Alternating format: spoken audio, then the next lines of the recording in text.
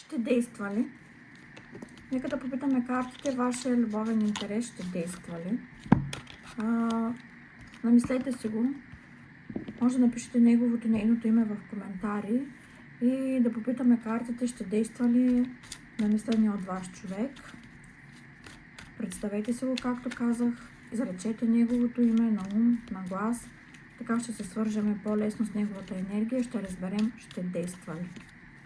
Нека да видим първо кой е той.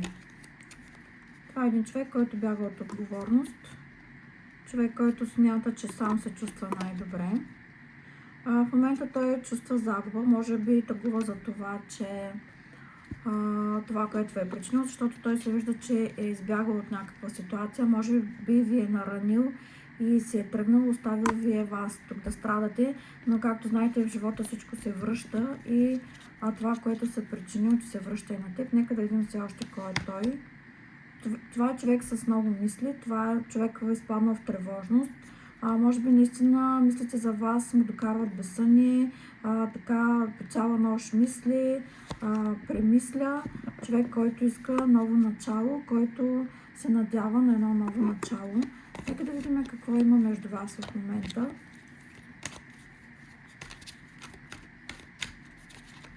Каква е ситуацията в момента между вас?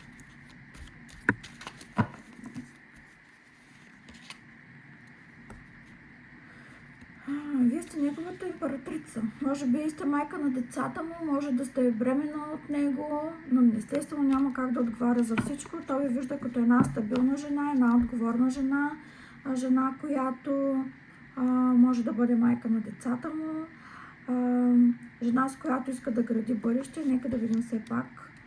Жена, с която му е хубаво, забавно, знаете как да ви е хубаво заедно, да се веселите. Жена, която е стабилна, може да се разчита на нея. Жена, която много работи, знае как да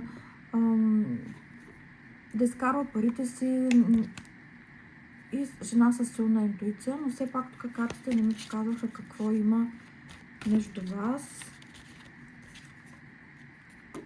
Има пауза. Вие сте разделени.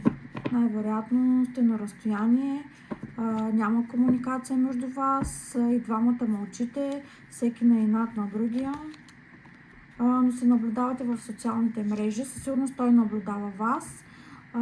Тук се вижда едно следение, дори да не е социалните мрежи, може да ви следи на работа, може да ви проверява,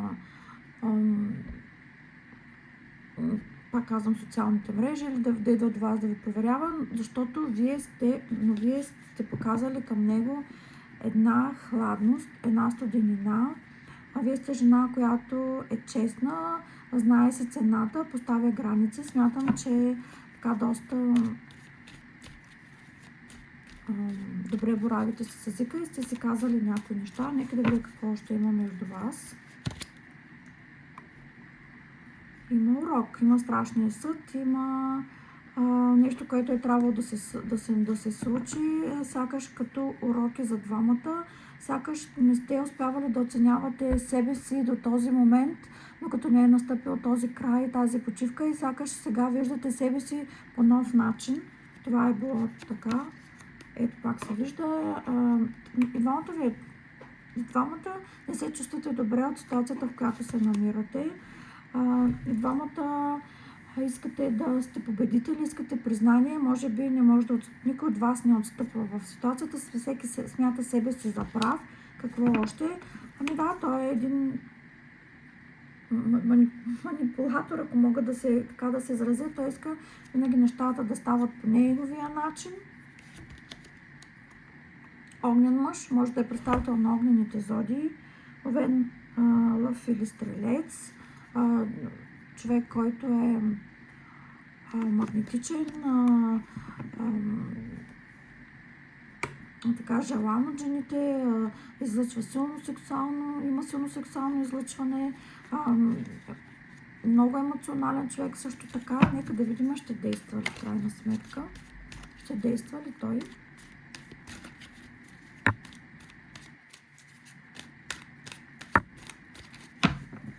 ще действа ли?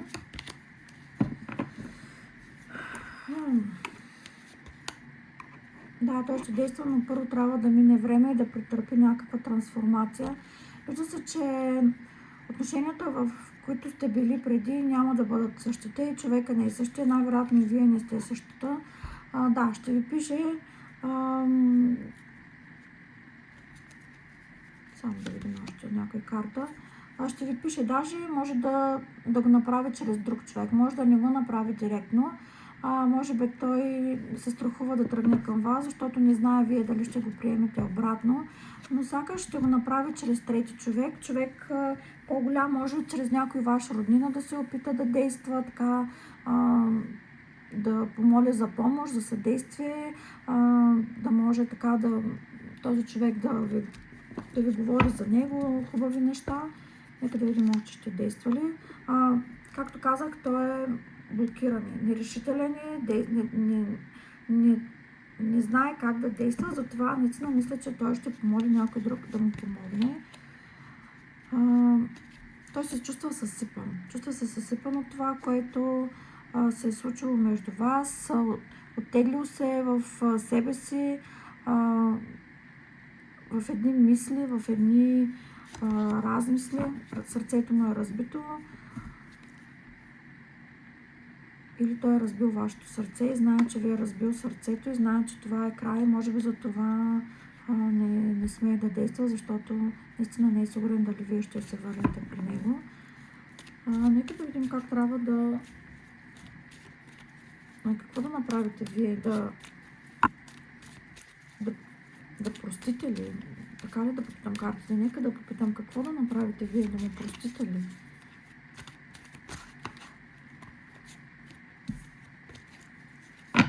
Да простите ли?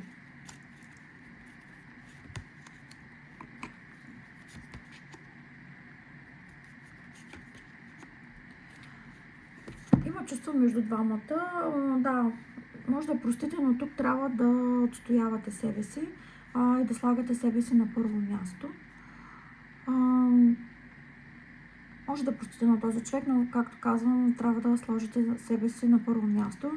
Какво ще се случи от тук нататък? Както знаете, това е общо четене и за всеки един нещата ще бъдат по различен начин.